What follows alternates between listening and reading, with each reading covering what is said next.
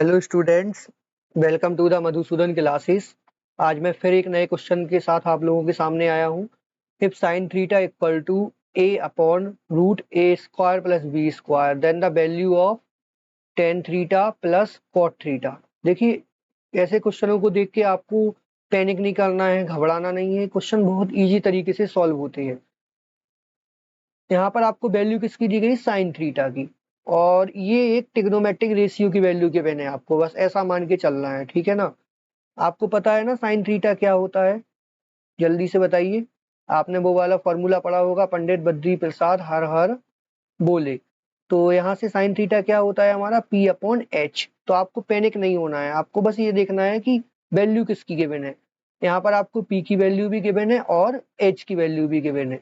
बस अब आपको क्या करना है, यहाँ पर वैल्यू निकालनी है बी की, ठीक है।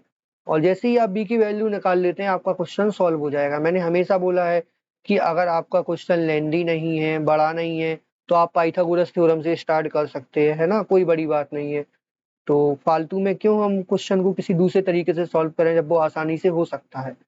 तो यहाँ से हम लोग बी की वैल्यू निकालते हैं। थ्योरम क्या होती है हमारी? हाइपोटेन्यूस का स्क्वायर इक्वल टू परपेंडिकुलर का स्क्वायर प्लस बेस का स्क्वायर। तो यहाँ पर हमें किसकी वैल्यू दी गई? हाइपोटेन्यूस का स्क्वायर ए स्क्वायर प्लस बी स्क्वायर। इसकी वैल्यू को हम जस्ट पुट कर देंगे, है ना। पी स्क्वायर की वैल्यू क्या दी गई हमारे पास?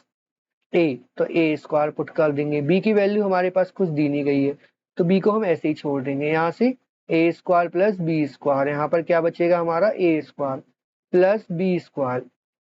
ए से ए कैंसिल हो जाएगा, तो बी स्क्वायर इक्वल टू ये कैपिटल बी का स्क्वायर, तो ये क्या आ जाएगा? बी। तो यहाँ से हमारी बी की वैल्यू कितनी आ जाती है? स्मॉल बी में हमारी ये वैल्यू आ गई, है ना। तो अभी हमने बी की वैल्यू को निकाल लिया है, ठीक है। अब देखते हैं हमारा क्वेश्चन हमसे क्या कह रहा है। क्वेश्चन कह रहा है tan theta plus cot theta की वैल्यू निकालना है। आपको पता है टेन थीटा क्या होता है? P upon B. Cot theta क्या होता है? बी अपॉन पी, इसका जस्ट अपोजिट। तो बस हम टेन थीटा की वैल्यू को निकाल लेंगे यहाँ से। टेन थीटा की वैल्यू क्या होती है हमारी? P upon B.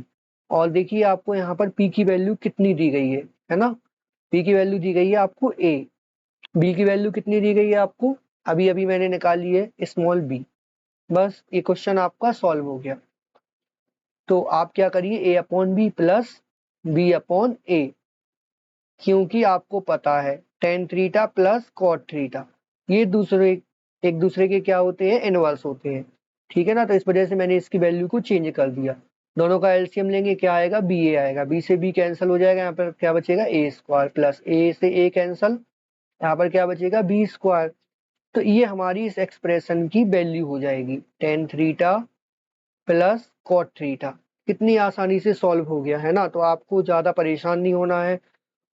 Thanks for watching the video. इसी तरीके की फ्यूचर में और भी वीडियोस पाने के लिए मेरे चैनल को सब्सक्राइब कर लीजिए। Thank you.